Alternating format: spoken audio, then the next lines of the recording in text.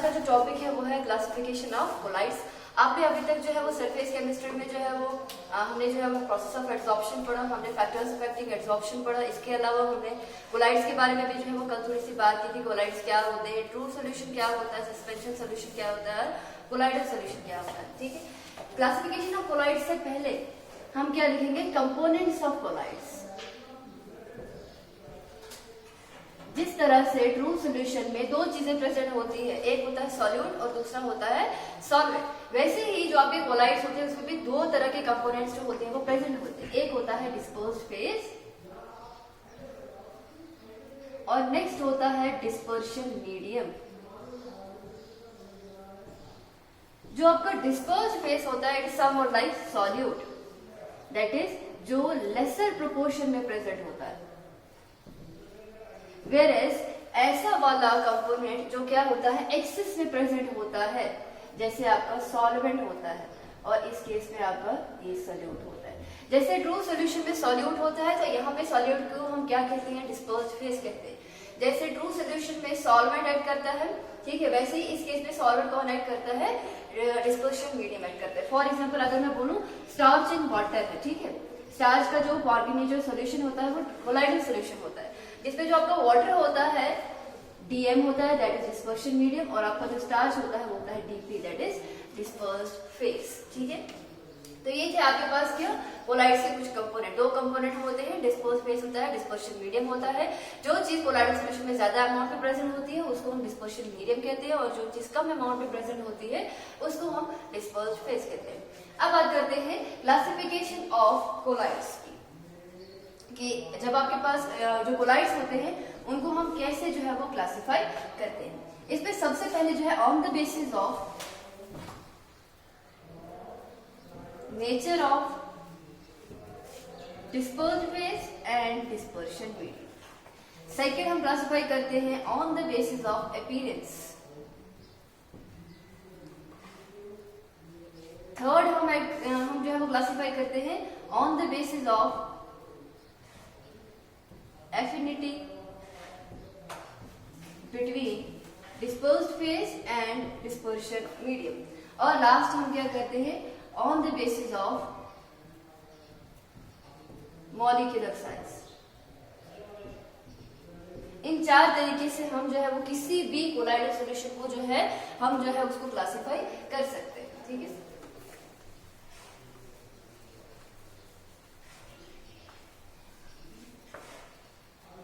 सबसे पहले हम बात करेंगे on the basis of the nature of dispersed phase and dispersion medium, कि जो आपका डिस्पर्स्ड फेज है या डिस्पर्शन मीडियम है वो सॉलिड है, लिक्विड है या फिर गैस है, उसके बेसिस पे क्या होते हैं कोलाइडल सॉल्यूशन को जो है वो डिफरेंट सॉल्यूशन में जो है कैटेगराइज कर सकते हैं।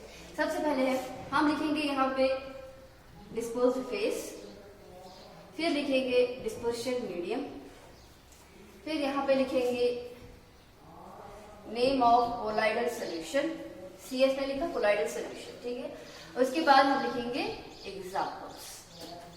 ठीक है, सबसे पहले अगर आपके पास डिस्पर्स्ड फेज जो है वो आपके पास सॉलिड आया और डिस्पर्शन मीडियम जो है वो गैस ऐड करी, दैट इज सॉलिड जो है वो गैस में प्रेजेंट है, जिसमें सॉलिड का अमाउंट कम है और गैस का अमाउंट ज्यादा है, उस टाइप के कोलाइडल सॉल्यूशन को हम कहते हैं एरोसोल, और इसकी एग्जांपल क्या आएगी, आपकी स्मोक आएगी। ठीक है, एयर जो होती है, एयर में क्या प्रेजेंट होते हैं, डस्ट पार्टिकल्स प्रेजेंट होते हैं, और वो डस्ट पार्टिकल्स क्या होते हैं, कम अमाउंट में प्रेजेंट होते हैं। एयर ज्यादा अमाउंट में प्रेजेंट है, डस्ट पार्टिकल्स कम अमाउंट में प्रेजेंट है, और डस्ट पार्टिकल्स क्योंकि सॉलिड है और एयर आपका क्या है, गैस है, तो ये आएगा solid in liquid type of colloidal solution, और इस टाइप के कोलाइडल सॉल्यूशन को हम एरोसोल कहते हैं। उसकी एग्जांपल आएगी स्मोक। अगर आपके पास डिस्पर्स्ड फेज लिक्विड है और डिस्पर्शन मीडियम क्या है, आपका गैस है, तो उस टाइप के कोलाइडल सॉल्यूशन को भी हम क्या कहते हैं, एरोसोल कहते हैं। याद रखना, गैस जब भी होगा एज अ डिस्पर्शन मीडियम उसको हम एरोसोल ही कहते हैं। और इसकी जो एग्जांपल आएगी वो आएगी क्लाउड्स। अब चाहो तो मिस्ट भी ले सकते हो। ठीक है, अब क्लाउड्स क्या होते हैं, एयर में जो है वाटर वेपर्स प्रेजेंट होते हैं, एयर ज्यादा अमाउंट में प्रेजेंट है, water vapour that is liquid come amount में प्रेजेंट है। ठीक है, सो जो आपके क्लाउड्स होंगे वो भी क्या होता है, कोलाइडल सॉल्यूशन होता है, लेकिन कौन सा कोलाइडल सॉल्यूशन होता है, liquid in gas type of colloidal solution. उसके बाद मैं यहाँ पे गैस गैस नहीं लिखूंगी, बिकॉज जो आपका गैस गैस टाइप का सॉल्यूशन होता है वो हमेशा ट्रू सॉल्यूशन होता है, वो कोलाइडल सॉल्यूशन नहीं होता है। ठीक है, नाउ नेक्स्ट इज, अगर मेरे पास लिक्विड होगा एज अ डिस्पर्स्ड फेज और लिक्विड ही होगा as a dispersion medium, liquid in liquid type, liquid ही कम अमाउंट में भी है, लिक्विड ही ज्यादा अमाउंट में भी प्रेजेंट है, उस टाइप के कोलाइडल सॉल्यूशन को हम कहते हैं इमल्शन, और इसकी एग्जांपल आएगी मिल्क। अब चाहो तो ब्लड भी ले सकते हो, ठीक है। उसके बाद मिल्क में क्या होते हैं, फैट्स होते हैं, वाटर होता है, दोनों ही क्या होते हैं, लिक्विड अमाउंट में जो है वो प्रेजेंट होते हैं, ठीक है, सॉरी लिक्विड स्टेट में जो है वो प्रेजेंट होते हैं। उसके बाद अगर आपके पास सॉलिड जो है वो ऐड कर रहा है एज अ डिस्पोज फेज और लिक्विड ऐड कर रहा है एज अ डिस्पर्शन मीडियम, ठीक है, उस टाइप के कोलाइडल सॉल्यूशन को हम क्या कहते हैं, सोल कहते हैं। जैसे आप भी कोई भी सॉलिड स्टार्च को लेंगे, पानी में स्टार्च है सॉलिड और जो आपका वाटर है वो क्या है, आपका लिक्विड है, उस टाइप के कोलाइडल सॉल्यूशन को हम सोल कहते हैं। और इसकी एग्जांपल क्या आएगी, स्टार्च इन वाटर। आप चाहो तो गोल्ड इन वाटर में लिख सकते हो, गोल्ड का जो सोल्यूशन होता है वो भी कोलाइडल सॉल्यूशन ही होता है। अगर आपके पास गैस होगी एज अ डिस्पोज्ड फेज और लिक्विड होगा as a dispersion medium, that is liquid ज्यादा अमाउंट में प्रेजेंट है, उसमें गैस प्रेजेंट है, उस टाइप के कोलाइडल सॉल्यूशन को हम कहते हैं फोम। और इसकी एग्जांपल आएगी एरेटेड ड्रिंक्स। जो आपके पास कोक बॉटल्स होती है उसमें क्या होता है, कार्बन डाइऑक्साइड प्रेजेंट होता है और वाटर बहुत ज्यादा अमाउंट में प्रेजेंट होता है, वाटर ज्यादा अमाउंट में प्रेजेंट है, कार्बन डाइऑक्साइड कम अमाउंट में प्रेजेंट है, that is gas in liquid. तो उस टाइप के कोलाइडल सॉल्यूशन को हम क्या कहते हैं, फोम कहते हैं। अगर आपके पास सॉलिड होगा एज अ डिस्पोज्ड फेज, ठीक है, और आपके पास अगर मेरे पास क्या होगा, लिक्विड होगा एज अ डिस्पोज्ड फेज और सॉलिड होगा एज अ डिस्पर्शन मीडियम, ठीक है, लिक्विड जो है वो सॉलिड में प्रेजेंट है, उस टाइप के कोलाइडल सॉल्यूशन को हम जेल कहते हैं। और इसकी एग्जांपल क्या आएगी, बटर आएगी, ठीक है। उसके बाद अगर आपके पास गैस है एज अ डिस्पोज्ड फेज और आपके पास सॉलिड है एज अ डिस्पर्शन मीडियम, ठीक है, सॉलिड ज्यादा अमाउंट में उसमें गैस प्रेजेंट है, उस टाइप के कोलाइडल सॉल्यूशन को भी हम फोम कहते हैं। आप चाहते हैं तो सॉलिड फोम भी लिख सकते हो, ठीक है। उसके बाद लेकिन इसकी जो एग्जांपल आएगी वो आएगी रबर। आप जानते हो रबर में क्या होता है, सल्फर प्रेजेंट होता है, तो sulphur is a gas, rubber में आपका क्या होता है, वो सॉलिड होता है। और लास्ट क्या है आपके पास, अगर आपके पास सॉलिड ही होता है एज अ डिस्पोज्ड फेज और सॉलिड ही है एज अ डिस्पर्शन मीडियम, उसको हम क्या कहते हैं, सॉलिड सोल कहते हैं, ठीक है। इसमें एग्जांपल आएगी आपकी एलॉयज। एलॉयज क्या होती हैं, एलॉयज का मतलब होता है मिक्सचर ऑफ मेटल्स, जिसमें आप क्या करते हैं, बहुत सारे मेटल जो होते हैं उनको क्या किया जाता है, मिक्स किया जाता है और एक हार्ड सब्सटेंस जो है वो बनाया जाता है। दोनों मेटल जो भी मिक्स हो रहे हैं, दो या उससे ज्यादा, वो सब क्या होते हैं, सॉलिड होते हैं। इसलिए एग्जांपल किसकी आएगी, ये एग्जांपल आएगी आपकी सॉलिड सोल की। तो ये था on the basis of nature of dispersed phase and dispersion medium, that is whether the dispersed phase and dispersion medium are solid, liquid और गैस। इसमें मैंने गैस इसलिए डाला बिकॉज गैस जो सोल्यूशन होता है वो हमेशा ट्रू सोल्यूशन बनाता है, वो कोलाइडल सोल्यूशन नहीं बनाता, ठीक है। ये पहली क्लासिफिकेशन थी on the basis of nature of dispersed phase and dispersion medium. Now next is on the basis of appearance.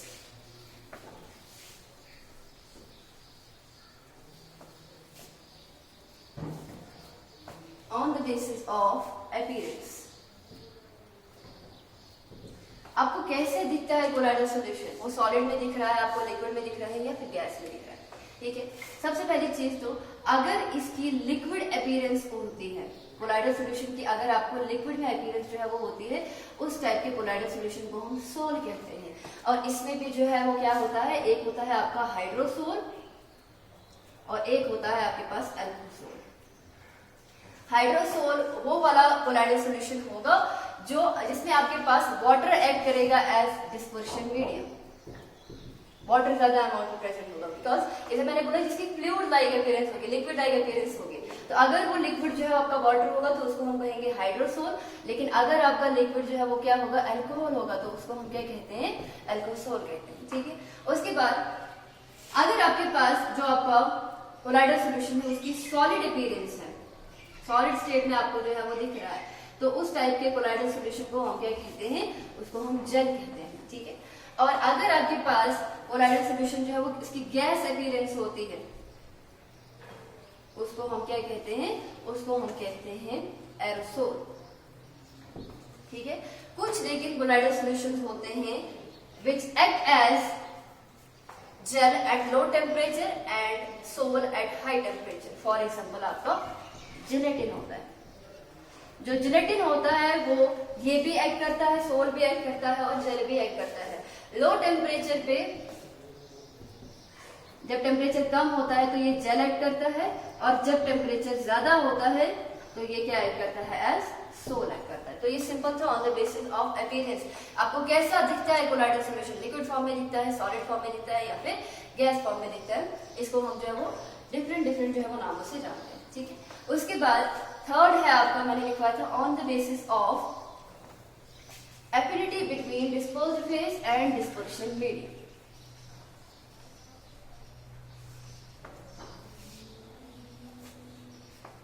On the basis of affinity between dispersed phase and dispersion medium। दो चीजें हैं, मैंने लिखा यहाँ पे, suppose करो मेरे पास ये डिस्पर्शन मीडियम है डीपीएम, ठीक है, सॉरी डीपी नहीं डीएम, डिस्पर्शन मीडियम, इसमें मैंने जो है वो डीपी डाल दिया, दैट इज डिस्पर्स्ड फेज डाल दिया। ठीक है, इन दोनों के बीच में कितनी एफिनिटी है, वो ज्यादा अट्रैक्ट कर रहे हैं, दोनों ज्यादा एक दूसरे को अट्रैक्ट कर रहे हैं या फिर कम अट्रैक्ट कर रहे हैं, इसके बेसिस पे दो तरीके के जो है वो कोलाइडल सोल्यूशन होते हैं। एक होता है आपके पास लायोफिलिक कोलाइडल सोल्यूशन और एक होता है आपके पास lyophobic colloidal solution. Number 1 is lyophilic colloidal solution और नंबर 2 होता है लायोफोबिक कोलाइडल सोल्यूशन।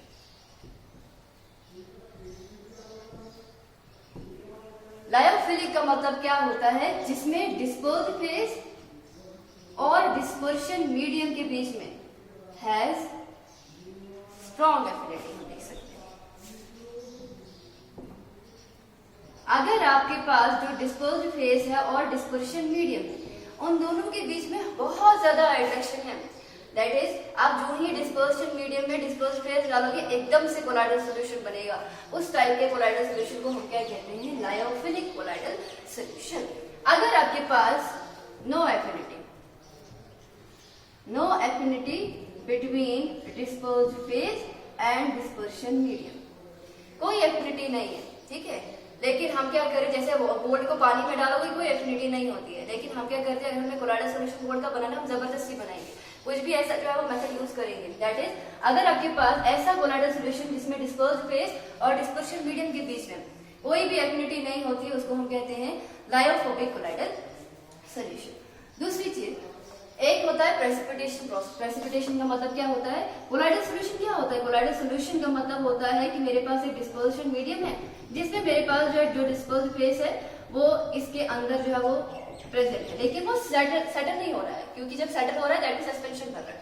ये स्टेबल सॉल्यूशन होता है, ये क्या होता है, इस डिस्पर्शन मीडियम में ही जो है वो सस्पेंडेड रहता है, लेकिन नीचे जो है वो नहीं रहता, सेटल नहीं होता। अगर इसी डिस्पर्स्ड फेज को मैंने जो है वो क्या करना है, मैंने नीचे जो है वो सेटल करना है, इस प्रोसेस को हम क्या कहते हैं, प्रेसिपिटेशन कहते हैं। प्रेसिपिटेशन का मतलब कि जो पार्टिकल सस्पेंडेड थे throughout the bulk of dispersion medium, उनको हमने क्या करना है, नीचे बिठाना है, इस प्रोसेस को कहते हैं प्रेसिपिटेशन प्रोसेस। तो अगर मेरे पास जो डिस्पर्स्ड फेज है, ये डिस्पर्स्ड फेज जो है वो क्यों सेटल नहीं हो रहा है at the bottom of the beaker, ठीक है, इसकी क्या वजह है वो मैं बाद में आपको बताऊंगी। इसके लिए बहुत सारा जो है वो हो सकते हैं, एक इंपॉर्टेंट कंसेप्ट दिया था वो हम बाद में पढ़ेंगे। तो इस केस में क्या है कि अगर मेरे पास डिस्पर्स्ड फेज और डिस्पर्शन मीडियम के बीच में स्ट्रॉन्ग एफिनिटी है, इसका मतलब वो जो कोलाइडल सॉल्यूशन है वो बहुत ज्यादा क्या है, स्टेबल है। इसका मतलब ये वाला कोलाइडल सॉल्यूशन जो है ये आसानी से प्रेसिपिटेट नहीं होगा। ऐसा नहीं है कि हम कुछ करेंगे और ये जो पार्टिकल्स होंगे इनके बीच में, दैट इज डिस्पर्स्ड फेज और डिस्पर्शन मीडियम के बीच में जो अट्रैक्शन है वो खत्म हो जाएगी और डिस्पर्स्ड फेज पार्टिकल जो है वो क्या आ जाएंगे, वो सेटल हो जाएंगे। ऐसा इस केस में नहीं होता है, क्यों, क्योंकि यहाँ पे स्ट्रॉन्ग एफिनिटी है between the dispersed phase and dispersion medium. This colloidal solution is very stable. So हम ये बोल सकते हैं इट डज नॉट गेट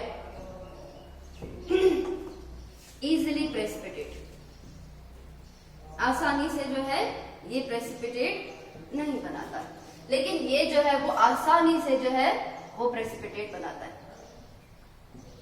मैंने बोला ही कि ये जो है इसकी केस में जो है डिस्पर्स्ड फेज और डिस्पर्शन मीडियम के बीच में कोई एफिनिटी नहीं होती है। इसका मतलब आप थोड़ा सा भी कोई इलेक्ट्रोलाइट डालोगे तो इसमें क्या हो जाएंगे, ये जो पार्टिकल्स होंगे ये सेटल हो जाएंगे at the bottom of the beaker. तो हम ये बोल सकते हैं कि ये जो है वो आसानी से जो है वो प्रेसिपिटेट बना सकता है, ठीक है।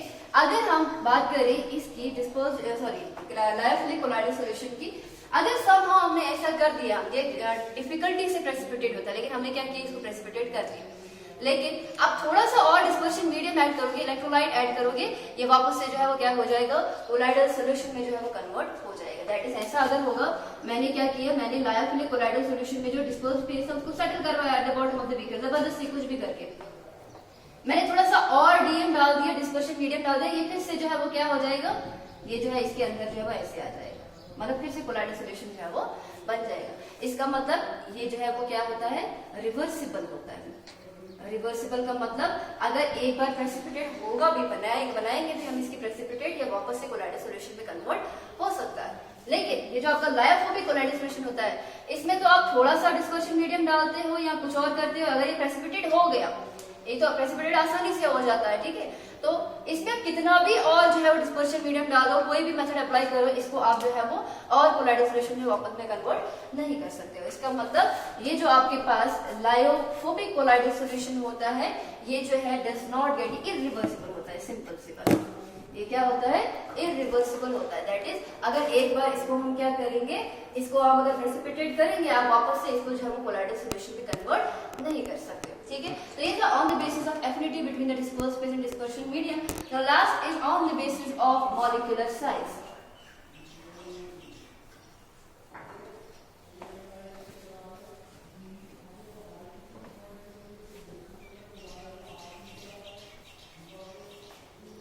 On the basis of molecular size.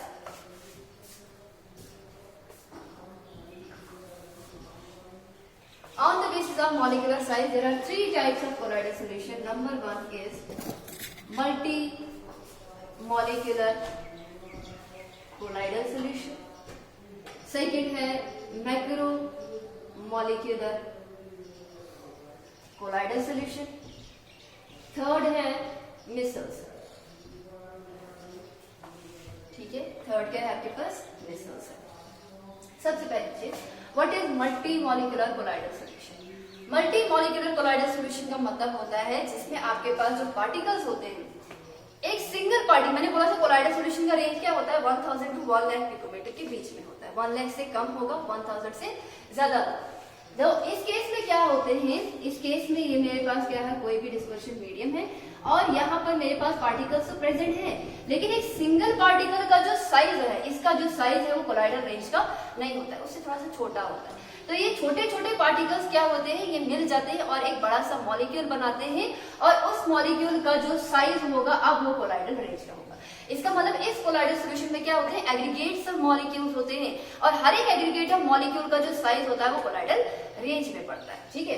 तो ये टाइप ऑफ कोलाइडल सोल्यूशन क्या होता है, मल्टी मॉलिक्यूलर कोलाइडल सोल्यूशन होता है। इनमें the particles does not have the, या फिर हम बोलते हैं have the size less than colloidal range, और यही जो आपके पास पार्टिकल्स होते हैं, ये बाद में कहते हैं they got aggregated to form a large molecule of colloidal range, हम बोल सकते हैं, ठीक है। उसके बाद मैक्रोमोलिक्यूलर कोलाइडल सोल्यूशन क्या होता है, जिसमें आपके पास एक सिंगल डिस्पर्स फेस का जो आपके पास पार्टिकल है, ठीक है, वो कोलाइडल रेंज का होता है, ठीक है। अगर पहले वाले की एग्जांपल है ना मल्टी मॉलिक्यूलर की, इसकी आएगी आपके पास गोल्ड सोल या फिर सल्फर सोल भी लिख सकते हो। जब आप गोल्ड सोल या सल्फर सोल बनाते हो, ठीक है, तो इसमें एक एक पार्टिकल जो होता है वो छोटा होता है, तो ये मॉलिक्यूल जो होते हैं वो क्या होते हैं, वो जुड़ जाते हैं और एक कोलाइडल रेंज का पार्टिकल बहुत सारे कोलाइडल रेंज के पार्टिकल जो है वो बनाते हैं।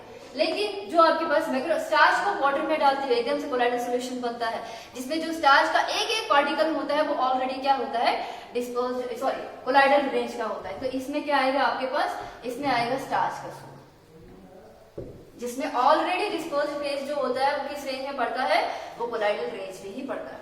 और लास्ट होता है आपके पास मिसल्स। मिसल्स क्या होते हैं, which at low concentration may act as electrolytes but at high concentration may act as colloidal solution या फिर मिसल्स, ठीक है। इसमें आएगा आपके पास सोप। पानी में सोप डालते हो, सपोज ये वाटर मॉलिक्यूल है, सोप क्या होता है, ऐसे इसके इर्द गिर्द क्या होता है, एग्रीगेट होता है, इसी को हम कहते हैं मिसल्स। ये आपने 10th क्लास से पढ़ा होता है, ये बीच में जो है आपका क्या होता है, ये वाटर होता है, ठीक है। तो जो आपके पास सोप होता है वही मिसल्स बनाता है। सोप का जो सोल्यूशन होता है वही क्या होता है, आपका मिसल होता है। तो इसमें भी एक एक सोप पार्टिकल का जो साइज होता है वो कोलाइडल रेंज से क्या होता है, वो कम होता है, ठीक है। और जब आप ज्यादा सोप डालते हो तो जो आपके छोटे छोटे सोप के पार्टिकल्स होते हैं, जो इंडिविजुअल पार्टिकल का साइज कोलाइडल रेंज का नहीं होता है, वो सारे पार्टिकल एक एक मिलके जो है वो हो सकता है 5-6 पार्टिकल जो है वो मिले और वो क्या बनाएंगे, एक बड़ा सा पार्टिकल बनाएंगे जिसको हम मिसल कहेंगे, और उस मिसल का जो आपके पास रेंज होगा वो कोलाइडल रेंज होता है। ऐसा नहीं है कि सोप के सोल्यूशन में एक ही मिसल बनता है, बहुत सारे मिसल्स बनते हैं और उन मिसल्स का क्या होता है, आपके पास जो साइज होता है वो कोलाइडल रेंज में पड़ता है। इसलिए हम कहते हैं सोप सोल्यूशन जो होता है वो एक्ट करता है एज अ कोलाइडल सोल्यूशन। अब बात करते हैं, ये भी मैंने बोला कि इसका एक सिंगल पार्टिकल का जो साइज होता है वो कोलाइडल रेंज का नहीं होता, ये भी एग्रीगेट करते हैं फिर जाके आपका कोलाइडल सॉल्यूशन बनता है। यहाँ पे भी मैं यही बोल रही हूँ कि एक सिंगल पार्टिकल का साइज जो है वो कोलाइडल रेंज का नहीं होता है, वो पार्टिकल्स मिलते हैं फिर आपके पास एक बड़ा सा पार्टिकल मिलकर क्या बनाता है, आपके पास वो जो है कोलाइडल रेंज का पार्टिकल बनाता है और कोलाइडल सॉल्यूशन बनाता है। फिर दोनों में फर्क है, दोनों में फर्क ये है कि आप थोड़ी सी भी कॉन्सेंट्रेशन लोगे तब भी आपके पास गोल्ड सोल जो है वो बनेगा कोलाइडल सॉल्यूशन। आप थोड़ा सा गोल्ड भी लोगे, छोटे छोटे गोल्ड के पार्टिकल्स मिल मिलके जो है वो बहुत सारे कोलाइडल रेंज के पार्टिकल्स बनाएंगे, दैट इज कोलाइडल सॉल्यूशन बन सकता है।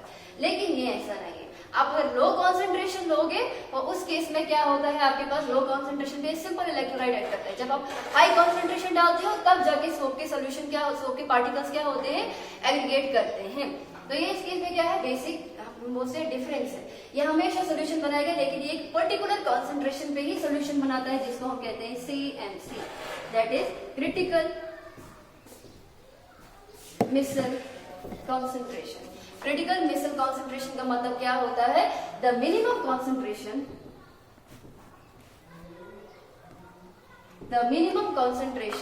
एट विच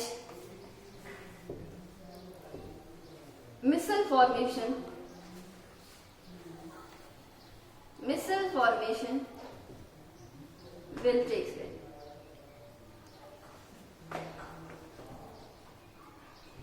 ऐसी कॉन्सेंट्रेशन जहां पे मिसल बनता है उसको हम क्या कहते हैं, CMC कहते हैं। और ऐसा टेम्परेचर जिसके ऊपर जो है वो मिसल बनता है उसको हम कहते हैं craft temperature. The temperature above which